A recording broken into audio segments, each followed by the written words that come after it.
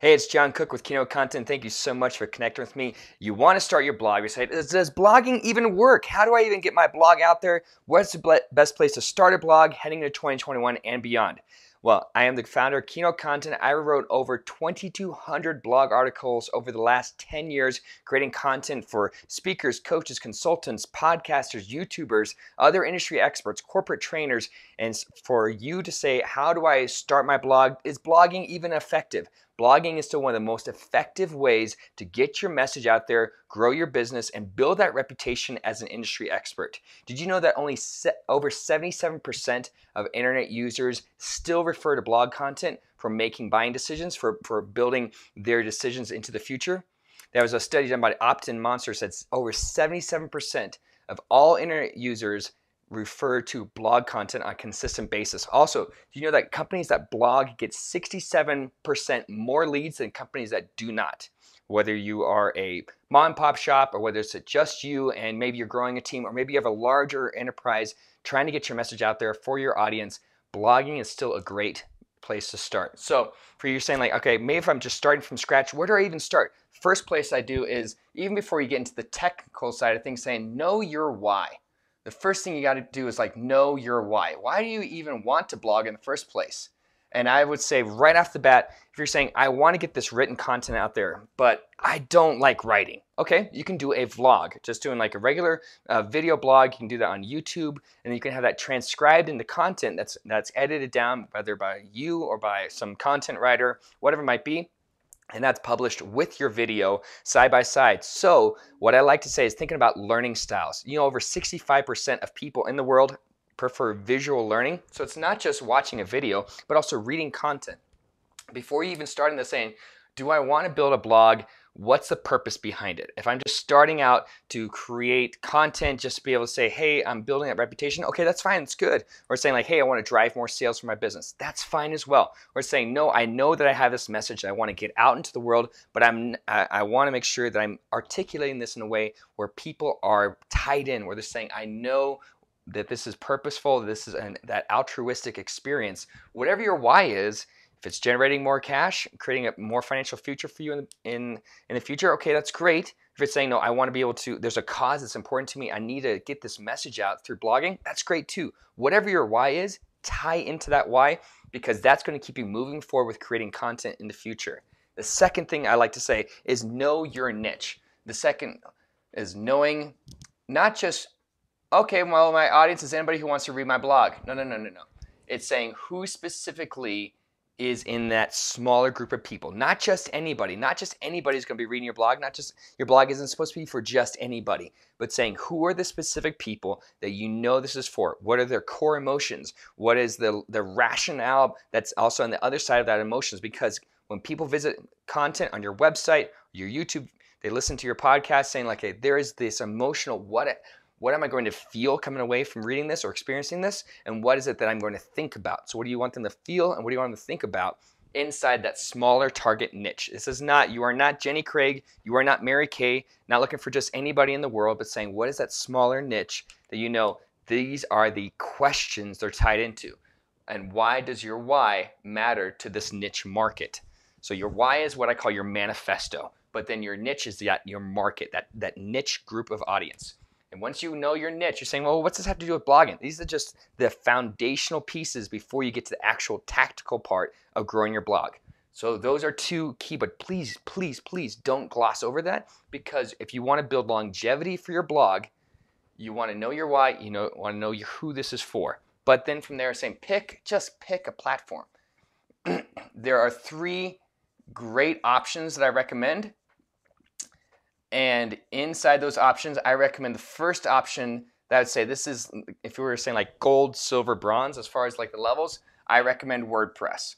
WordPress does have some amazing capabilities tying in with lead generation, tying in with being able to, on the SEO side of things, I would say WordPress is still the gold standard when it comes to the SEO growth of your blog, from like canonical links, from like rich text, from all these other different elements. WordPress has been in the game so long that they know exactly how to help you grow your reach through blogging. WordPress, I would say, is still the first one. One that I say is a silver, but is quickly catching, is this quickly catching WordPress is Squarespace. Squarespace is really, really good, and they've done a massive improvement in their SEO over the last probably about since 2017, about 4 years now, that they've done a massive improvement.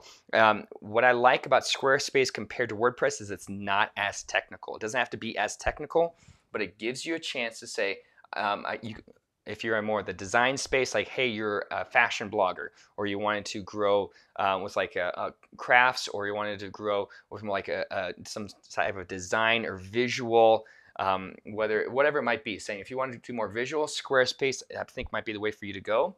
And it's fairly easy to use compared to WordPress. WordPress can be a little difficult, but there are plenty of tutorials to be able to walk you through how that goes. Now, I started with WordPress about 10 years ago, a little over 10 years ago, with creating blog content. And that's what I've stuck with ever since. I've done some other blogging on Squarespace and Wix and other ones, but I keep coming back to WordPress. So the third one I'd say, again, this is the bronze, and I would say is Wix. Now, Wix, for years, was absolutely trashed from a SEO standpoint because they did not have a good SEO structure in place, and they still don't. But we need to applaud the fact that over the last year, Wix has done an amazing job with improving the SEO quality of their structure, specifically when it comes to blogging and website content for ranking in search engines.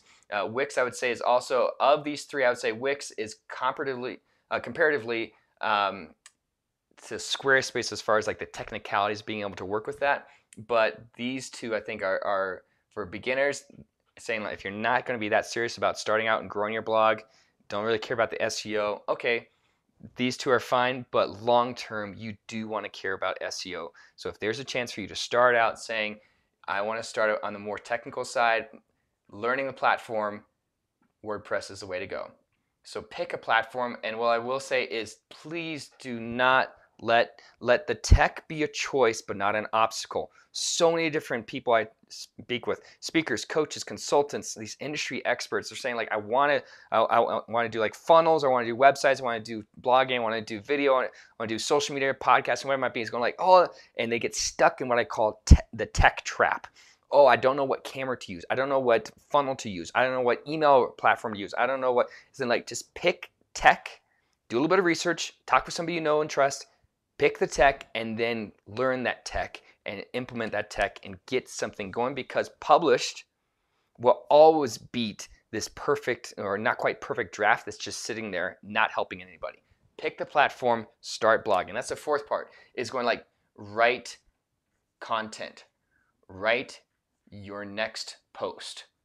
Write your next post. Keeps coming back to over and over again. People say, I'm a blogger. Okay, when was the last time you blogged? It's been 6-7 months. Then you're not a blogger.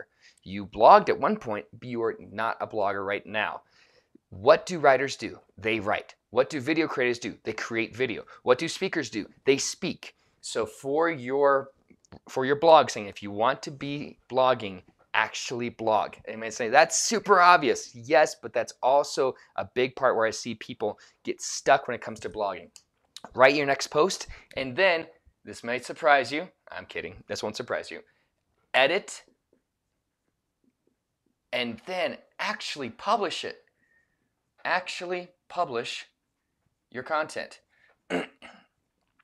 Now, these are on the technical side of things, and there's a part that actually needs to come ahead of this, but one that you need to be doing. So think this like a sandwich side of things. You need to have a strategic way. So we'll call this kind of 3B, as it were. 3B is going like 3B and 6 here, with 4 and 5 being 4, write your next post, 5 being edit and publish, but saying keep a constant strategy, be consistent. Consistency and frequency. The consistency and frequency side of things. Consistency is going, how often does it happen, as far as like what can people expect, and can they expect that same thing next time? And the frequency is like, when is the next time? The consistency is not just in, oh, I blog every Friday. That would be frequency. Consistency is, here's the length of the blog, here's the topic, here's the structure of the post, here's who it's written for, the kind of that tone and feel and style.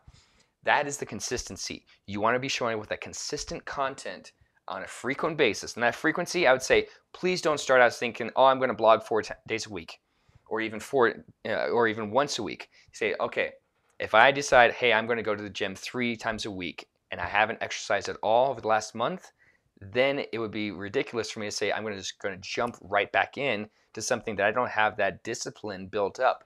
So having that consistency, I like saying aim for 1 time a week to start, and then you can always increase more to 2 times or 3 times. But I like saying check out what is the energy output compared to the energy input that you receive. If you are putting out a blog article once a week and you bump it to twice a week and you really see little to no increase in reader engagement or analytics or conversions, as it were, people opting into your list after reading a blog article, then the extra energy you're putting to that second post is not worth the energy input you're receiving from people who are coming to and reading your blog. So start with 1 time a week, and the consistency, saying like, again, who is this for? How does this reflect my why? And what are some other ways that I can help people see that there's a consistent feel and style for my blogging? So, and how the keeps coming back to is having a content calendar, having a type of schedule you're coming into. What are you blogging about?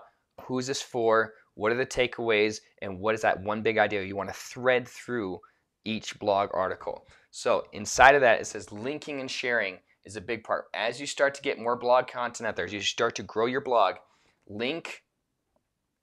focus on internal links, focus on external links, and then share more than once.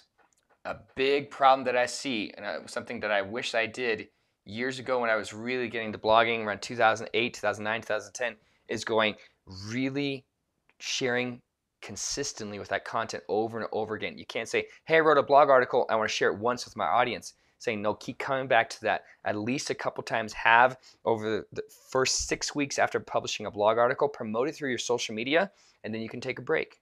Not promoting necessarily every day, but every couple days, keep promoting that same link. Hey, I created this article. I think it might be relevant to you, might be helpful for you. This is what you're doing. Sharing it more than once, because you put a lot of effort into that article.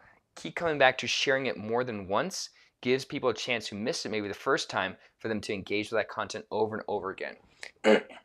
With your content style and strategy for your blog article, the fact that you can consistently show up on a frequent enough basis for people to say this is a value add again and again. Every Thursday I know I'm going to get an article from you, or every Monday I know there's going to be a new article.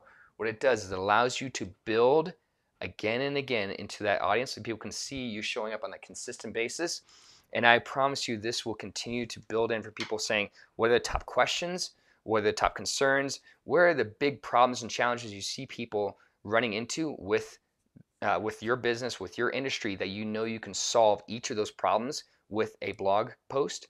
And then from there, people will start to see that is essentially you answering their questions ahead of time. They're engaging with your content. And by the time they connect with you on your calendar, you're going to find out that they already have the answers, and it's going to actually optimize your time and help them see that you already have given them so much value before they even hop on a call with you. So that's a way for you to really launch and grow your blog starting 2021 and beyond. If you like what you've heard in this video, give it a thumbs up, give it a subscribe, a like. And if you're saying, I don't even know where to start, Jon, I don't even know with my blog content, who's this for, what's my strategy, I don't really know how to articulate my why or who my market is, go to workwithjoncook.com. Fill out the intake form. We'll hop on a call. We'll talk about where you are with your blog, with your business in 2021 and moving forward, and how I can help you get better results with your message. Make it a great day. Catch you next time.